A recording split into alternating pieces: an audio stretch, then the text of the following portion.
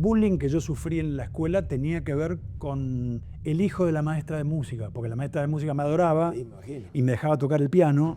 A mí me pasa personalmente de leer cosas que escribí hace 5, 10, 15 años y decir,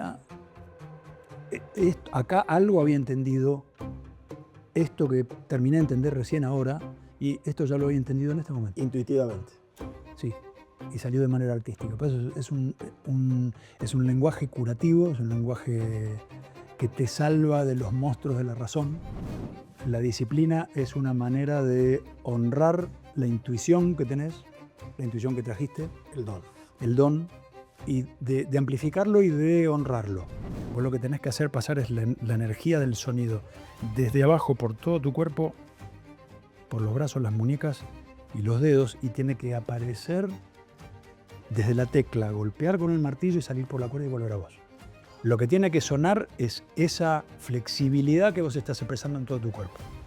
Sentí claramente que era el momento maduro para irme a estudiar y para investigar cosas que quería investigar, y me hizo muy bien, me hizo crecer un montón. Es técnica ya pre-Berklee. Ok. Técnica de mis maestras de guitarra anteriores, que fueron 2. Beatles primero. Y es que es muy chiquito. Dios mío, ¿qué pasó? Tormenta. Me voló la cabeza. Diría que fue el tsunami que me hizo querer ser músico. El silencio es posibilidad, el silencio es como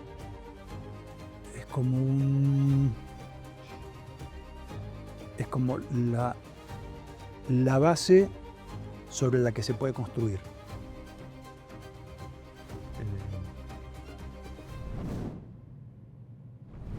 En las paredes de este lugar que para mí es sagrado reza que la gloria no es una meta, sino es un estado en el alma, y que la gloria no es el final del camino, sino disfrutar cada paso. Entendemos esto como ese traslado y ese camino del origen a la gloria, y hoy me toca compartir esta mesa con una persona que en mi vida fue primero admirado profundamente, y después el destino me hizo ser amigo entrañable. Una persona con la que me divierto mucho, me río mucho, y además de eso es parte de una casta de artistas que tuvo la hermosa idea de validarlos haciéndose famoso. Señoras, señores, hoy en Del Origen a la Gloria tenemos a Pedrona. Bienvenido, Jeco. ¿Cómo va? Salud. Salud. Pero contanos esa maravillosa fauna artística de la familia, que eran músicos, y que tengo entendido que tu papá retomó la música casi por admiración a vos, ¿no? Mi viejo tenía, sí, un quinteto de tango en los años 30 y 40, y más 40 que 30 por edad. Y tocaba semiprofesionalmente, violinista. Y cuando ya en mi infancia mi viejo no tocaba, me enteré que él había tocado el violín, que estaba el violín en casa, pero mi viejo no tocaba más. Y o sea que no fue una influencia directa que yo haya vivido desde chico, de ver a mi padre tocar. Fue una cosa de oídas, que el viejo había tocado el violín alguna vez, pero ya de hecho no tocaba. Así que se ve que fue, lo que corría en las venas fue más fuerte, apareció, yo claramente iba para el lado de la música, y después cuando mi viejo me vio tocar, le debe haber entusiasmado, yo creo que por una cuestión de ternura del cachorro que como que continúa tu camino, ¿no? Y eso lo llamó a retomar el violín y a tocar, y a veces tocábamos juntos. Éramos el número vivo de las fiestas familiares. Tocábamos tangos y valsecitos y eso con un tío bandoneonista y una prima pianista. O sea, una genética de artista que era por la parte de Aznar, ¿no? Sí, y por la parte de mi vieja, los talarico-tanos calabreses, había un tío místico y poeta. Qué lindo. Así que ahí hubo como una... Claro, siempre cuando brindo, brindo por un montón de razones, por estar vivo sobre todo, pero siempre brindo también por el azar, porque digo que el azar hace que la genética haya jugado sus tramas bonitas que nos hicieron quien somos, ¿no? Y que nosotros no intervenimos en eso. Sí. Así que, y contame qué era para vos en esa época, ¿cuántos años tenías cuando tocabas con tu papá? 10. Yo empecé a tocar, a estudiar la guitarra clásica a los 9 años. Y tocaba a los 10, 11 con tu padre. Sí, por ahí, de los 10 a los 12, 13. ¿Y qué había orgullo, vergüenza, esas fiestas familiares? ¿Qué pasaba? Y era una mezcla, era además las primeras subidas al escenario. Tengo una foto que encontró mi hermana por ahí, que yo soy como un gorrioncito, así, rubiecito, con flequillo, con cara de susto con la guitarra así, mirándolo a mi viejo. Y sí, era un poco el susto de estar arriba del escenario, en fiestas familiares en las cuales está todo el mundo brindando, está todo el mundo hablando. No le pasa mucha bola lo que pasa en el escenario, ¿no? En definitiva. Pero yo sentía como que ahí era el final del Mundial de Fútbol. Qué lindo. ¿Y tu papá? Y mi viejo, imagino que se le caería la baba de estar tocando con el nene. Que el cachorro estuviera siguiendo los pasos, ¿no? ¿Pudiste hablar con él alguna vez? Yo me acuerdo que una vez con mi mamá, un día me la llevé de vieja, ¿no? A comer y le digo, mamá.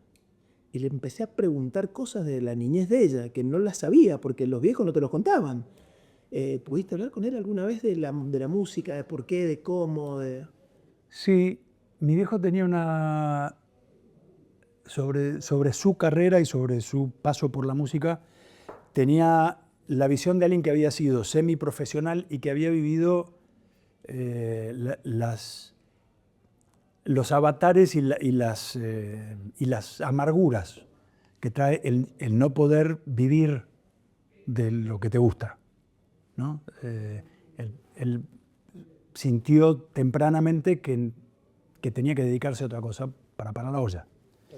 Entonces, yo creo que él guardaba como una especie de doble sensación al respecto. Y de hecho, cuando yo me empecé a perfilar como músico dedicado 100%, mis viejos me hicieron como una especie de... Firmamos un pacto de que yo terminara la escuela secundaria. Dijeron, y después hace lo que quieras, pero termina la escuela. Yo dije, ok, ¿qué hay que hacer? ¿Hay que ir a estudiar unos años más? No pasa nada, dale. Y estuvo muy bien de parte de ellos que fuera, porque no fue una manera extorsiva, fue como decir, bueno, está bien, dedícate, te gusta, dale para adelante, pero está bien que termines la escuela, hacelo. Y dije, bueno, ok, lo acepté de buen modo y resultó bárbaro para todos, pero él tenía como esa preocupación de cómo me iba a ganar la vida, que es una cosa que sigue pasando hasta el día de hoy. Los padres, cuando los hijos le comunican que quieren ser artistas, se preocupan porque no saben si van a... ¿Y qué hora pasan los garbanzos? ¿De qué vas a vivir? Claro, ¿de qué vas a vivir? ¿No?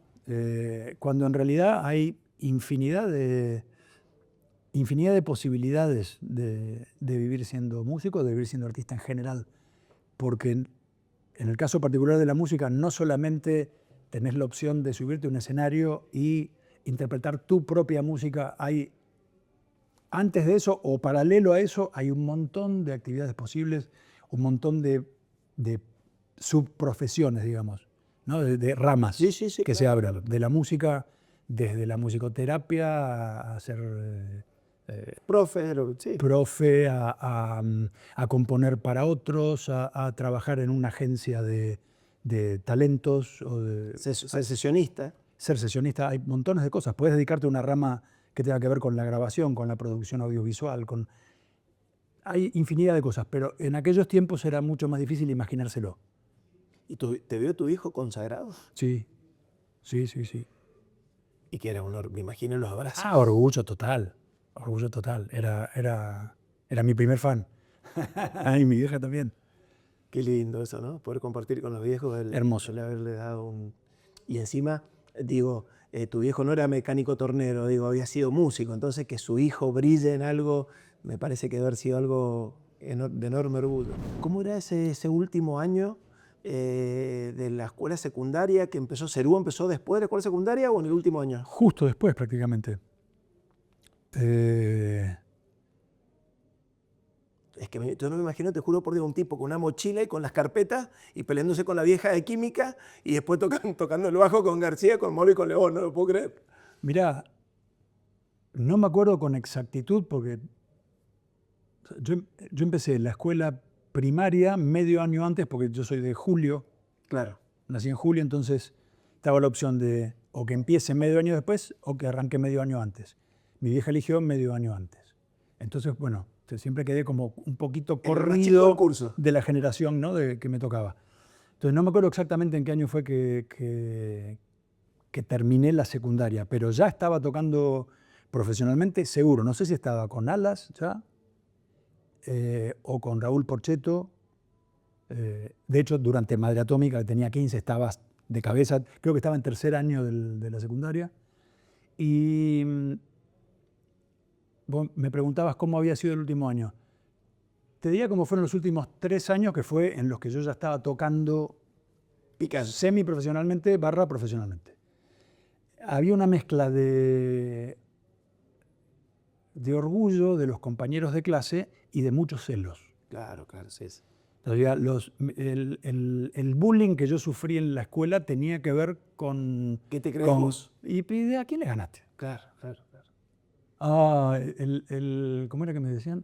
El hijo de la maestra de música, porque la maestra de música me adoraba Sí, me imagino. y me dejaba tocar el piano. Yo en mi casa paterna no teníamos piano, entonces el piano era como un objeto sagrado para mí. Entonces cada vez que veía un piano me tiraba, iba al humo y me ponía a tocar. Y la maestra, sabiendo esto, me dejaba tocar el piano, que el piano estaba cerrado a 7 llaves, Claro. no se lo dejaban tocar a nadie, cosa que a mí me parecía una arbitrariedad espantosa. Es un instrumento musical, dejen que los pibes, ¿qué van a hacer? ¿Lo van a Jueguen, romper? lo conozcan. Que jueguen. ¿Cuál es el problema? Pero bueno, no, el instrumento se desafina, o el instrumento es esas tonterías. Pero conmigo la maestra tenía como un cariño especial porque veía Tenías talento, claro. que había una llamita musical poderosa dentro. Y a algunos de la división no les gustaba, entonces... El hijo de la maestra de música, mirá vos. Sí. Bueno, ¿y qué era para vos? Contame eso, ¿qué era? ¿Dejar la mochila o los cosos y te ibas a ensayar? Sí. O Literal. a tocar los fines de semana por ahí y el lunes a la escuela. ¿Y cómo era la escena de los escenarios de esa época, de los lugares? ¿Era muy under o no? Ultra under. Madre Atómica, de hecho, en Madre Atómica no teníamos amplificadores propios. O sea, éramos así de pobres y así de rústicos. y recuerdo de tocar en un teatro hermoso, el Teatro Regio, que queda sobre la avenida Córdoba, que creo que ya no hacen más música, está dedicado 100% al teatro. Uh-huh. Sigue siendo una sala bellísima. Tocamos ahí año 75 y no me acuerdo cómo fue que arreglamos, creo que teníamos un amigo que hacía las veces de representante. Entonces cerró la fecha y teníamos un público que eran siempre las mismas 1000 personas que iban a todas partes. ¿Pero eran 1000? Eran cerca de 1000, sí, era un montón, para aquel momento en particular. Pero yo creo que serían siempre los mismos, pero iban siempre. Y teníamos que tocar esa noche, y eran las 6 de la tarde, y no teníamos los amplificadores, porque nos los prestaban, y no los habíamos conseguido todavía. Llegaron en el último momento. Me acuerdo de un equipo que lo llamábamos La Heladera, porque era una cosa toda blanca, alta por acá, que era con el que tocaba Lito Epumer. Y me acuerdo de La Heladera parada en la puerta del Teatro Regio, mientras la gente hacía la cola para entrar. El amplificador acababa de llegar a ese punto. Y nosotros tres, que teníamos, Mono Fontana y yo, 15 años, y Lito era el grande, tenía 19, 20. Claro. Él era el adulto, jugando a la escondida en lugar de probar sonido. No, me muero, a la tarde en el teatro. Me muero, claro. Eso, fíjate hasta qué punto el juego y la tardía infancia todavía tallaban en eso, ¿no? Qué lindo. Qué lindo, porque se debe haber traducido en la música definitivamente, ¿no? Absolutamente, porque era creo que era un caso emblemático de santa irresponsabilidad. Claro, qué lindo eso. Che, ¿y el piano se te daba naturalmente? ¿Lo tocabas? El piano había descubierto la geografía del piano en una melódica. un instrumento que es Sí, como una sí, especie sí. de armónica con un tecladito. Que mi viejo descubrió en un viaje a una familia pariente nuestra Que son en, casi de en juguete Maipú. todos. Es un instrumentito Sí, portátil sí, que es sí. como si fuera para quien no lo conozca, es como una especie de mini acordeón Que tenés que que soplar. soplás y vas tocando acá, en un tecladito. Entonces ahí yo descubrí como La lógica. la lógica del piano. Entonces cuando iba a un piano iba y decía clink, clunk, clan y me ubicaba, pero no tenía piano en casa y no había tomado nunca lecciones. Pero me las arreglé ahí para... ¿Improvisado? Sí. El verbo creo que me quedaba grande en ese momento. Jugabas. Jugaba. Recién hablaste retomo el tema de esta vocación del artista. Me gusta siempre decir que un artista es un traductor, ¿no? Es como si una persona no pudiera hablar en un idioma y el artista es quien puede traducir sus sentimientos en voces. Mm. Y por eso siempre me gusta decirle a los artistas que el artista tiene una tremenda responsabilidad. Qué loco que muchas veces se identifique al arte del artista con algo que está como esperando que las musas sucedan, esperando que la inspiración llegue. Y qué loco que se hable tan poco de la disciplina dentro del arte para expresarse y para honrar el don que uno tiene, ¿no? Sí, me gusta que traigas esto eh, por dos cosas. Por un lado, bueno, por lo de la disciplina, que a mí me parece súper importante. Disciplina en el mejor sentido de la palabra, ¿no? No con la carga Sí, sí, de sí, sí. autoritarismo que muchas veces se le pone, sino disciplina en cuanto a metodología, a energía bien administrada y bien aplicada, a ese tipo de cosas. Totalmente de acuerdo en eso. Creo que la disciplina es una manera de honrar la intuición que tenés, la intuición que trajiste, El don.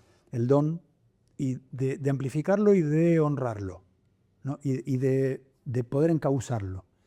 Y por otro lado, cuando hablabas lo del idioma, eh, hay un mito sobre que los artistas representan o representamos eh, o le damos voz a los sueños de la gente. En realidad es un idioma que nosotros hablamos, ¿cómo decirlo? Me salía de prestado, no sé si es de prestado, pero lo hablamos como un idioma que sale de una intuición y en realidad también nosotros estamos balbuceándonos a nosotros mismos. Y estamos aprendiendo de lo que hace eso cuando pasa por nosotros, nos deja un sedimento de aprendizaje, de la misma manera que cuando alguien después te escucha o te lee, dice, ah, mira, a uno le pasa lo mismo. Uno crea para salvarse, entonces, más o menos. Sí, en realidad eso que pasa a través tuyo te salva a veces sin que vos siquiera te des cuenta. A mí me pasa personalmente de leer cosas que escribí hace 5, 10, 15 años y decir, acá algo había entendido, esto que terminé de entender recién ahora, y esto ya lo había entendido en este momento. Intuitivamente.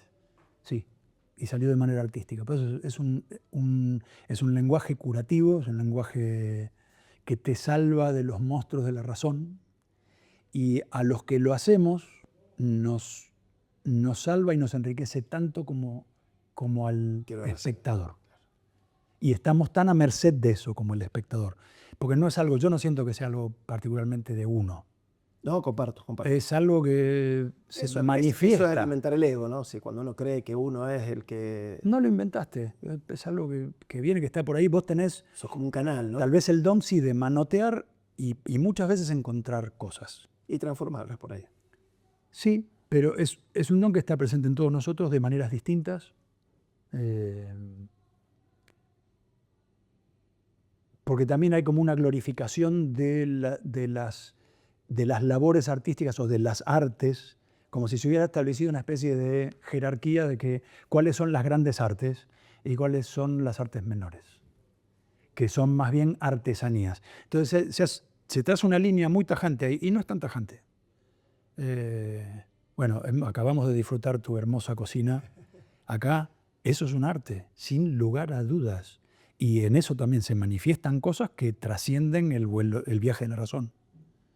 Eh, Qué bonito me lo decís. para mí todos tenemos Sí, sí, sí. la red para cazar mariposas. Yo te juro decir una cosa que desde que te conocí, tuvimos la suerte de compartir muchas cosas y muchas noches bonitas y copas ricas. Te admiré mucho porque me parece que hay un bonito trabajo sobre el ego. Digo, está el ego puesto en el punto que es motor y totalmente desactivado en el punto que es discriminador o cosas así. Y esto lo digo porque poniéndome en tu piel de esa adolescencia, de esa juventud, de primeros éxitos rotundos, porque estaban creando todo, o sea, todo lo que sucedió después tuvo como génesis eso en la Argentina, y tener la humildad en algún momento de decir, me están iluminando los faroles y me voy a ir a estudiar. ¿Cómo fue todo eso? Y sí, fue una decisión tomada desde un lugar de humildad y y de necesidad personal de crecimiento. Yo sentí claramente que era el momento maduro para irme a estudiar y para investigar cosas que quería investigar, y me hizo muy bien, me hizo crecer un montón. ¿Qué te aportó esa etapa? Mira, yo creo que me aportó, además de Disciplina seguro. obvio conocimiento técnico, me puso en contacto con cientos de chicos y chicas de todo el mundo en la escuela Berkeley, donde noté que había una especie de uniformización en la que todos y todas esperábamos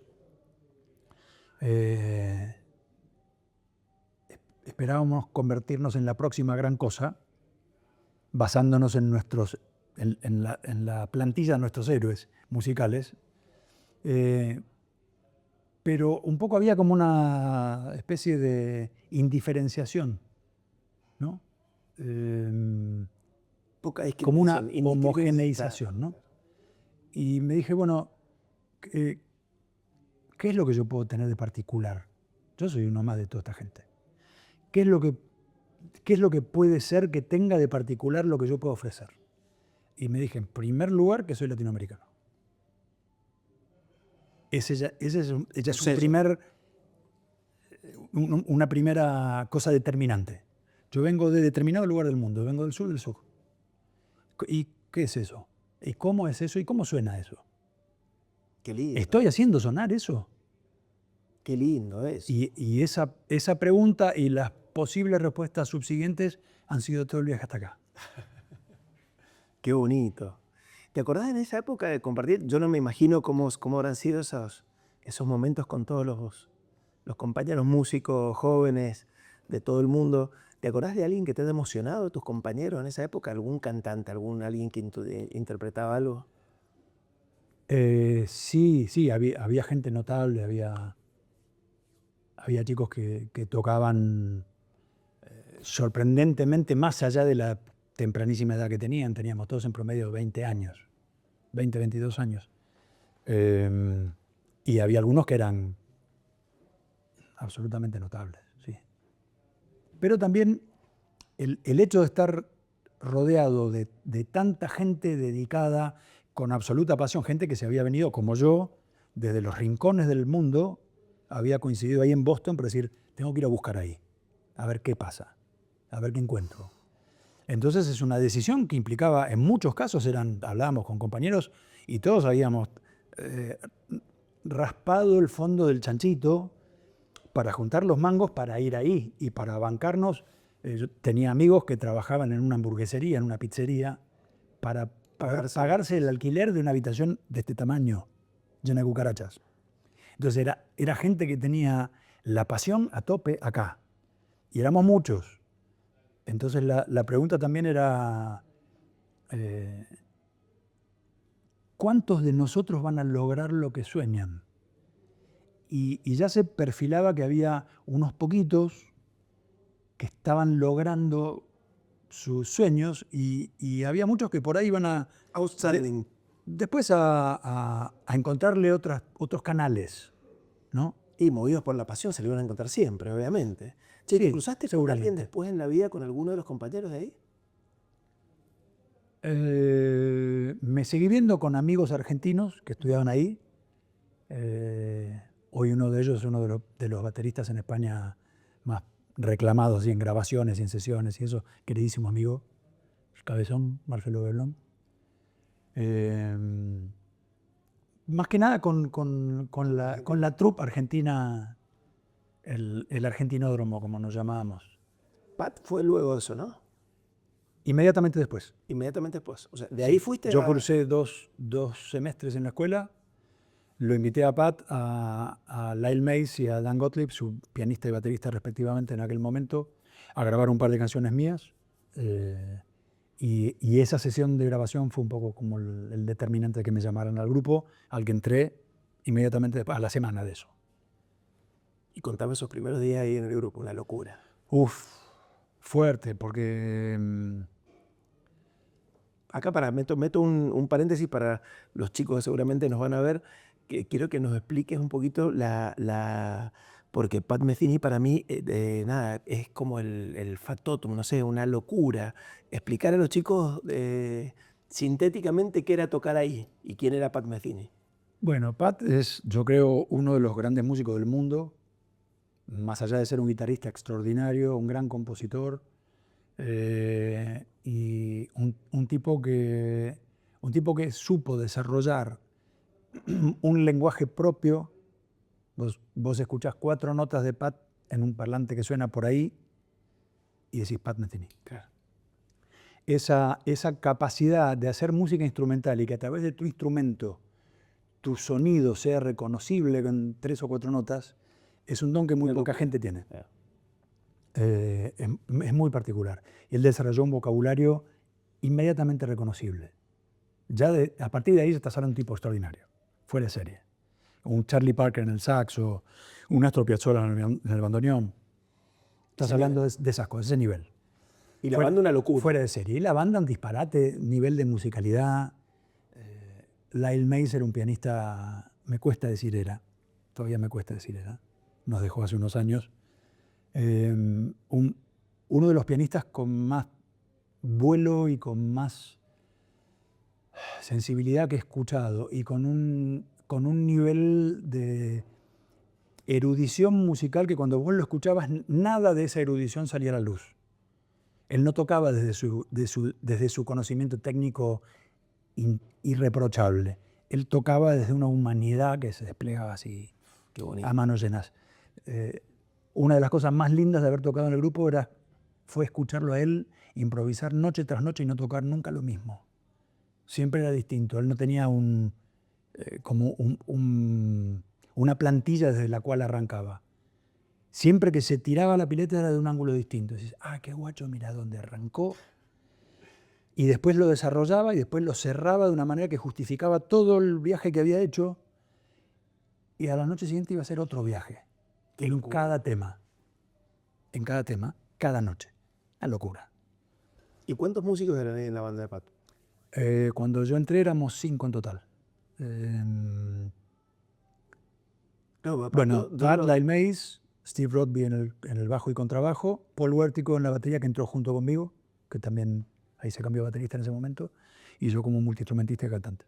¿Vos qué hacías? Ahí hacías percu, voces... Guitarra, algo de bajo, vibráfono, colores varios, y lo más relevante que hacía, o lo que estaba más al frente era mi voz. Y eso también para mí fue revelador, ¿no? Porque ¿Confiaste en tu voz? Me obligó a confiar en mi voz. Fue decir, pum, tomá, andá y hacé esto. Cosa que a mí siempre me había dado como una timidez, una cosa de cantar. En Cerú armaba todo, hacía los arreglos vocales. Era como mi área favorita, digamos, ¿no? Pero no me largaba mucho a cantar yo solo. Y Y Pat me dio la confianza esa. De decir, no, catá. Esto es de lo que haces es lo más lindo.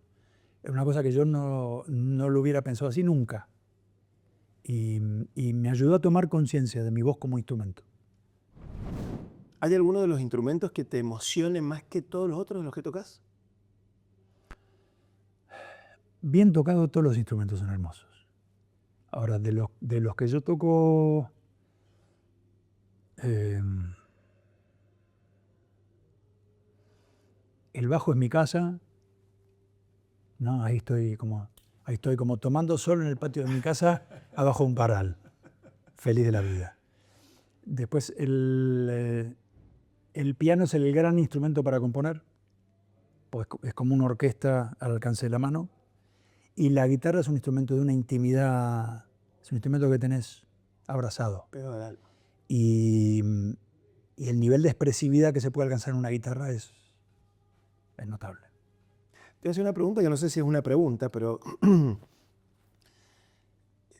yo cada vez que te veo tocar me quedo enloquecido y casi es para mí inentendible ver cómo vuela tu mano izquierda. Porque digo, puta madre, el tipo no aprieta, no pisa. ¿Cómo hace? ¿Eso que fue natural de toda la vida o es técnica de Berklee y de lo que estudiaste en el tiempo? Pero... Es técnica ya pre-Berklee. Ok. Es técnica de mis maestras de guitarra anteriores, que fueron dos. Elba Vinaldo fue mi primera maestra a los 9 años, hasta que me recibí a los 13 con mi diplomita de profesor superior de guitarra. Y después estudié, o perfeccioné, digamos, con Irma Costanzo, gran concertista, a mis 17, 18 años. Y particularmente con Irma todo el tema de la posición y de no forzar nada, de no hacer más fuerza que la necesaria y de no revolear los dedos. Yo cuando empecé a estudiar con ella, lo primero que me dijo fue, ¿por qué revoleas tanto la mano? Estás perdiendo tiempo entre medio revoleando cosas que no suenan. Toda la energía tiene que estar puesta en lo que suena. Qué lindo eso. De acá a acá no hay tiempo, de acá a acá hay pum pum. No hay esto. Claro. Eso es revoleo al cohete. Entonces tiene que ser eficaz. Pum, llegó acá, llegó acá, llegó acá, llegó acá. Pum, es cada nota. Es lo que suena, no lo que no suena. Si no, estás perdiendo energía, tiempo, no llegas a tiempo donde tenés que llegar. Sí, se podría decir la elegancia de la postura. Qué bonito. De una postura relajada y una postura que nunca haga quiebres, sino que todo sea una cosa que fluye así. Y otra que fue muy importante fue Pichona Etlis, mi profesora de piano, a los 19, que también ella me pasó el concepto de que la energía tiene que fluir como si fuera un sistema de mangueras en el cuerpo. Si vos una manguera haces esto, no sale más agua. Claro. Si haces esto, sigue saliendo. Entonces, nunca trabar, nunca romper, nunca cerrar. Nunca cortar sino la que energía. Siempre todo esté en una posición en la que pueda fluir. O qué sé yo, la postura, decía, no, sentate, tenés que hacer contacto con la tierra. Los pies, el pie entero. firmemente, los pies firmemente sobre la tierra. Vos lo que tenés que hacer pasar es la energía del sonido desde abajo por todo tu cuerpo, por los brazos, las muñecas y los dedos, y tiene que aparecer desde la tecla, golpear con el martillo y salir por la cuerda y volver a vos. Lo que tiene que sonar es esa flexibilidad que vos estás expresando en todo tu cuerpo. Entonces me dice, toca algo así, pon el dedo así de duro y toca esta nota. Tin, tin, tin, tin, tin, tin. Ok, ahora usa la técnica que yo te digo. Relajá, soltá todo, conectá con el piso y tocá sin ejercer presión. Blan, blan, blan, blan. Sí, ya está. Decime que a veces te acordás cuando estás tocando. ¿Eh? ¿Te acordás de eso? Sí, claro. A veces aparece. A veces me acuerdo de Pichón y digo gracias. Fue un poco, ahora me venía a la mente lo que nos enseñó María Barrutia en CABE, en la escuela de sommelería, cuando hicimos la prueba de degustar un vino en una copa correcta y en un vaso recto. Esto nos dijo, solo para que vean que la cristalería importa y por qué. Y nos explicó el concepto de cómo se concentran los aromas, los sabores y todo eso, y por la forma de la copa y por el material con que está hecha, y que si lo bebes en un vaso, hay algo olfativo que no ocurre, hay algo gustativo que no ocurre, la experiencia es completamente, radicalmente distinta. Y entre todos los que estábamos en la clase nos miramos y dijimos, tanto, pruébenlo. Probamos y era desde un 100 de experiencia a un 60, 50. Sí. Se moría lo que tenía que pasar. Y está un poco relacionado con eso mismo, ¿no? Con ese fluir. Me diste el pie bonito para hablar un poco de tus vinos, porque el vino creo que nos unió hace unos años, creando Obremundos y todas esas cosas lindas que hicimos. ¿Cómo llegaste al vino? ¿Por qué? ¿Cómo te enamoraste? ¿En qué momento? ¿Cómo fue el clic? A todo esto quiero contarle a la gente que, como es mi amigo Pedro Aznar, que tiene unas varas de excelencia muy altas y muy piola, el tipo no fue un iniciado en el mundo del vino. El tipo hizo la carrera en el lugar más difícil de Argentina y se recibió. Es que había que estar a la altura hasta con Pelleriti. No era joven, me asusté. Cuando me convocó a hacer un proyecto juntos, dije, ay. Digo, ¿dónde estudio? Y me dijo, anda a Cabe, que es el mejor lugar, pum, y ahí fui. Te iba a decir que empezó mi relación con el vino a través de la música por el ritual de ir a comer rico después de tocar. Okay. Hasta el día de hoy me sigue pareciendo que si no hay una rica comida y un buen vino después de tocar, hay algo que no termino de cerrar del todo, ¿no? Después de que venís cargado de toda esa energía, del amor de la gente y de la música que pasa por tu cuerpo y todo eso, hay algo que como que necesitas devolver el cuerpo al cuerpo. Y una rica comida es la mejor manera, un rico vino es la mejor manera. Eso te ayuda también después a terminar de relajarte, bajar y dormirte. Pero ahora me acordé que me vino la imagen, porque vi las botellas acá que nos rodean, de que mi viejo tenía un almacén. Una especie, hoy se llamaría una deli, porque era el lugar que tenía muchas cositas ricas, desde pickles hasta los mejores dulces de batata. Aceititos de oliva. Aceititos de oliva, berberechos, cosas en escabeche. Era un lugarcito hermoso y tenía vinos también, que, bueno, para los años 60, 70 eran los que habían. El vino argentino todavía no era la industria maravillosa que soy, era bastante más acotado, pero mi viejo tenía lo que se llamaban vinos finos. Y a mí me encantaba, yo me detenía en las botellas, en la forma de las botellas, las etiquetas. Me llamaba la atención también como un producto de prestigio, de calidad. Creo que empezó un poquito ahí, ¿no? Como el enamoramiento con el vino. Qué lindo visualizarlo, ¿no? Sí. ¿Y tú con tu viejo tomaste algún vino alguna vez? Sí, claro, muchas veces. ¿Qué pensaba del vino el viejo? Le gustaba, no era su bebida predilecta. Le gustaba, cuando él se relajaba con amigos o con mis tíos o eso, en familia, por ahí era más de tomar cerveza. Ajá. La cerveza por ahí es más amiga de charlas largas. Porque para ahí, del laburante del cuerpo. Es más fresca, es más... Sí, da como otra vida, ¿viste? Y es más ligera alcohólicamente. Exacto, entonces, exacto. Un vino rápidamente entras Sí. en el modito de la embriaguez y eso. Ahora, si vas a estar varias horas jugando a las cartas, por ahí con la cerveza la vas llevando más tranquila, más de a poco, digamos. Vuelvo un poquito para atrás y después vamos a ir para adelante. ¿Te acordás de la primera vez en tu vida, cuando eras chiquito, o algo que una música te hizo detenerte así a pensar, che, ¿qué es esto? Sí, muchas veces. Beatles primero. ¿Qué es muy chiquito? Dios mío, ¿qué pasó? Tormenta. Me voló la cabeza. Diría que fue el tsunami que me hizo querer ser músico. Decididamente. Lo iba a hacer igual. Venía en la sangre, pero eso fue como, yo quiero hacer esto. que no es nada nuevo, o sea, le pasó a todas las generaciones que vinieron después de ellos, le pasó a todos de alguna u otra manera, ¿no? Me volvió a pasar cuando escuché a Piazzolla, me volvió a escuchar cuando me volvió a pasar cuando escuché a Alberto Gismonti, cuando escuché a Emerson Lake and Palmer, cuando escuché por primera vez Daphnis y Chloe de Ravel. Dije, esto es la mejor descripción musical de un gran orgasmo. Entonces, o de la salida del sol. Claro, claro, esas cosas apoteóticas. Y me acuerdo que lo escuchaba, me encantaba. Era la época de mis primeros viajes en avión.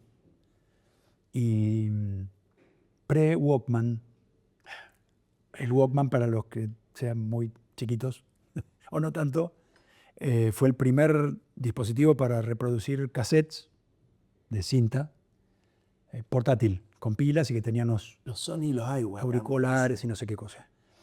Y esto es 2 años, 3 años antes. De eso yo me había armado con un pasacassette de auto, lo había metido en una caja y le había hecho una adaptación con 8 pilas de las grandes que pesaban 1 tonelada y tenía unos auriculares pesadísimos también, pero yo me llevaba como mi equipo móvil a bordo del avión y ponía eso de Ravel y miraba para abajo y no podía creer. Claro.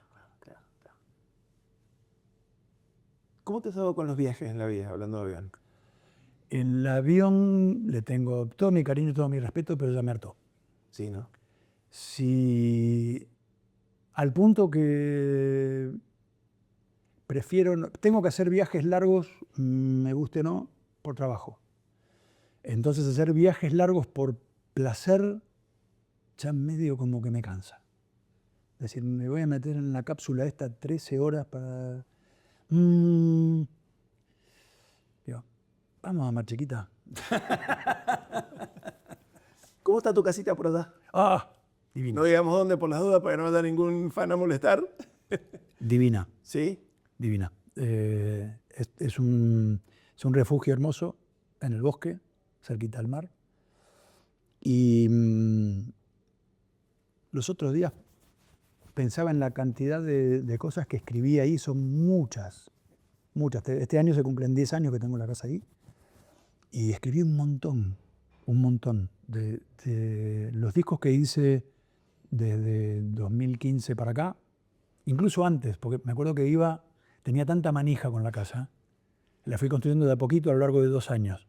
Ya desde 2014 iba con una silla de plástico que me prestaba una vecina, plantaba mi silla de plástico en la obra en construcción y me llevaba una guitarra y grababa en el teléfono cositas que me inspiraba el lugar. O sea que vengo componiendo la casa desde antes que esté la casa terminada. Así que ya más de 10 años. Que divague el mar, ¿no? Es otro planeta. Otro planeta. Es otro planeta adentro de este. O tal vez hay mucha más agua que tierra. Nosotros nos deberíamos llamar el planeta agua. Los que somos otro planeta somos nosotros, Claro. que estamos en la superficie. La mayor parte del mundo es lo que pasa ahí abajo. Una locura. ¿Qué es el silencio en tu vida? Yo sabes que me amo el flamenco y que escucho mucho flamenco, y en el flamenco el concepto del silencio en el baile es como lo fino y lo elegante. Pero ¿qué es el silencio en tu vida en general? El silencio es posibilidad. El silencio es como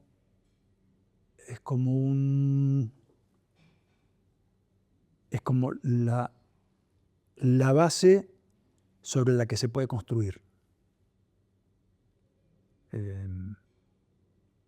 Vos puedes elegir cómo atravesar el silencio.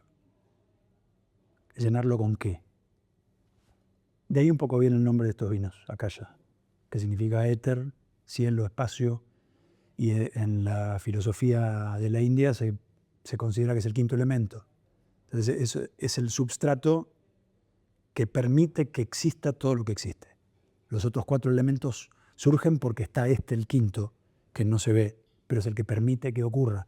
El silencio sería como la expresión de la Akasha en la vida humana, ¿no? En lo cotidiano. Vos plantas la semilla que quieras en el silencio y hacer florecer lo que vos quieras. Qué bonito. O sea, que me emociona mucho el pensar esta cosa que decís, los primeros humanos entendieron la música, creo, por el sonido de su corazón, por el latido de la tierra. Sí. Y sí, el baile, el tambor, son las primeras expresiones de estoy acá. Y Presente. si yo hago este pulso es que entendí que todo late. Que no solo este late, sino que todo late. Y que estamos hechos de lo mismo. Esa es la... creo que es el origen del ritmo y el origen de la danza. Y bueno, y la voz, ¿no? El instrumento primordial. Por eso nos interpela tanto, ¿no? Porque vos escuchas a alguien cantar o a alguien decir con una intención poética, con una intención artística, y te sentís representado, pues decís, claro, esto es un humano sonando. Yo creo que en ese sentido la música es un poco como el vino, ¿no? Hay vinos que están pensados para durar, para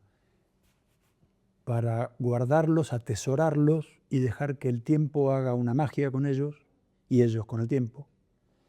Y que cuando lo abras 10, 15, 20, 30 años más tarde, te encuentres con si sobrevivió, si el tiempo lo hizo bien o lo hizo mal, y si le hizo bien, ¿qué es lo que resaltó? Con la música me parece que pasa algo muy parecido, con el arte en general. Vos podés plantearte hacer una obra perdurable, pero solo el tiempo va a decir, y la gente va a decir si es perdurable o no. Vos nunca sabés. Vos haces lo mejor que te sale y pones tu esperanza ahí y el tiempo dirá, y la gente dirá. Qué bonito eso, ¿no? Del estado de conciencia del artista, ¿no? El presente. Decís, che, cuántas cosas se hacen inconscientes y después agarrar una autopista que crece y crece y crece y trasciende. Sí, ayer estábamos comiendo en un restaurante acá en la ciudad de Mendoza, y empezó a sonar un tema mío que yo no escucho hace mucho tiempo, porque no es un tema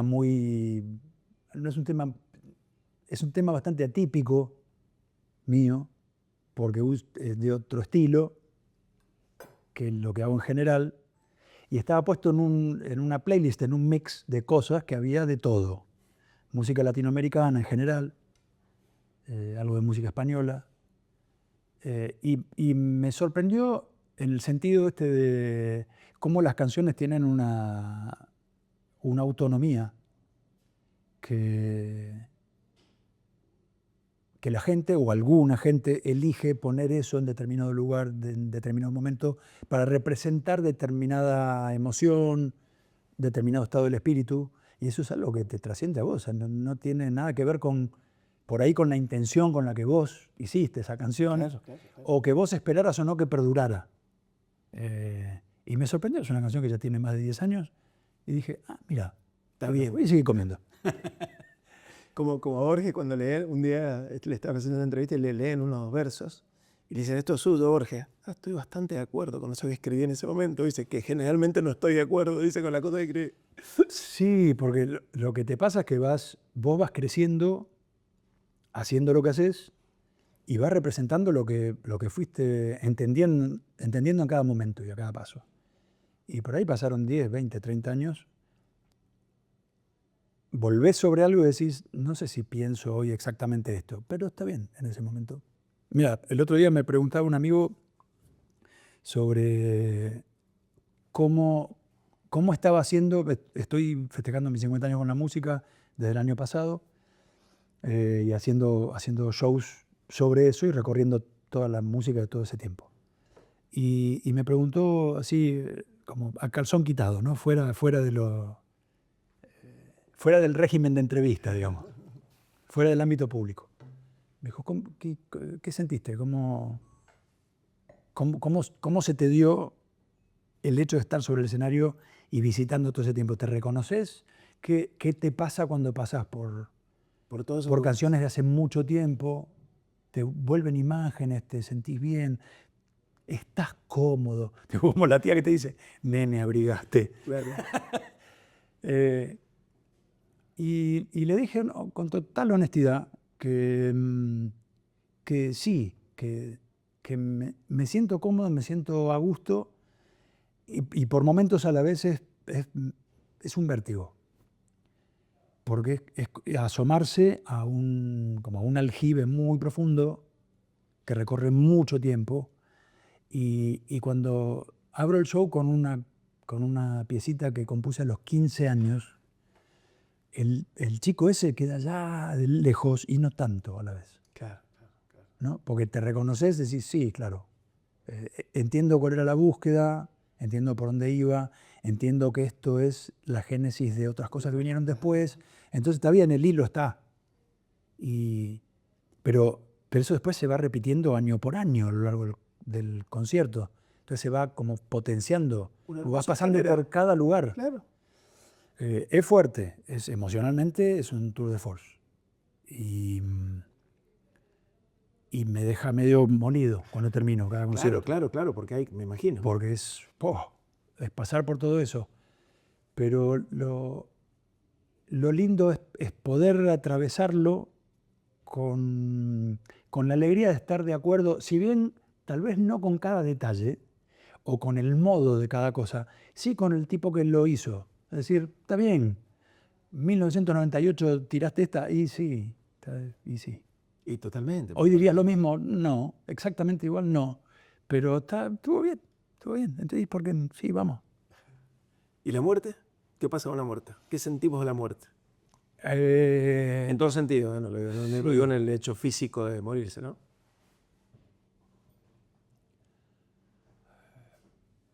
No la puedo pensar mucho porque no me imagino.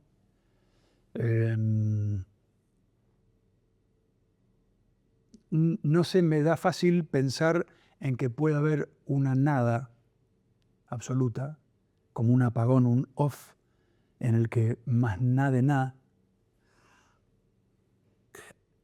Algo que no sé si es una intuición o una esperanza, me hace pensar que puede haber un sedimentito, un perfumito, algo que queda de alguna manera en algún lugar. Hay una idea que me gusta, que por supuesto no sé si es, y nadie sabe, creo, que es como si esta gotita que somos volviera al océano, y si querés buscar la misma gotita no la vas a encontrar nunca más. Qué lindo eso. Pero está en el océano, entonces esa conciencia no se pierde, simplemente vuelve a su forma original. Esto que contuvo una gotita de esa conciencia no va a estar más. Y tampoco creo necesariamente que vaya a volver.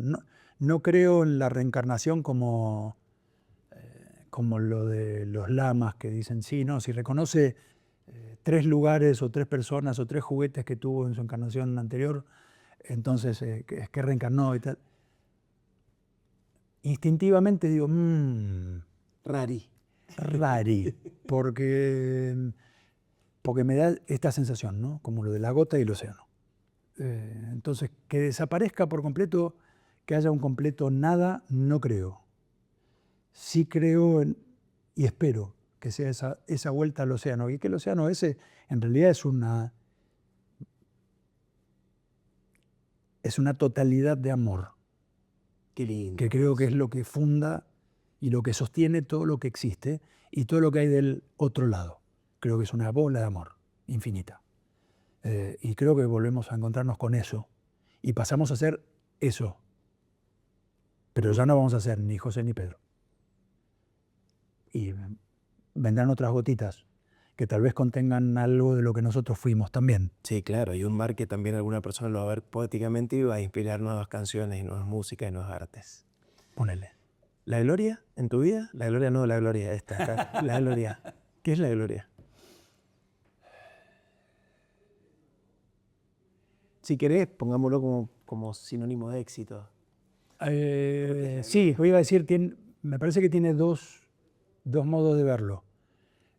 La gloria como lo trascendente ¿no? Como gloria bendita, la gloria en el sentido religioso, una experiencia de estar frente a lo sagrado. Eso existe. Lo digo desde mí, ¿no? Por supuesto que existe, pero Claro. digo, para mí existe, lo he experimentado alguna vez, es profundamente emocionante, es una experiencia de amor. Es una comprensión profunda del por qué o del para qué, que es el amor.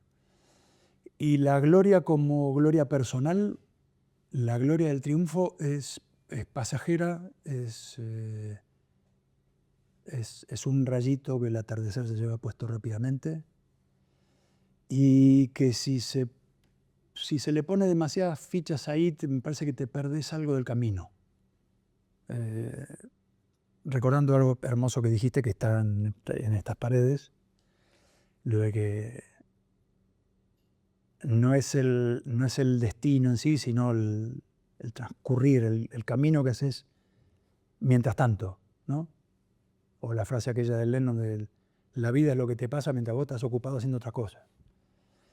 Me parece que la gloria en ese sentido, el triunfo personal, de una cosa triunfalista, de alcanzar la gloria, los laureles. Los laureles, ¿cuánto le dura a un deportista el podio y los laureles? El tiempo que se descorcha un espumante. Absolutamente. Y después volvés a tu vida de todos los días. Y si no sabes estar parado en la vida de todos los días, los laureles te tragan crudo. Qué lindo escucharte, Pedro, siempre. Bueno, salud. Placer charlar contigo siempre. Placer.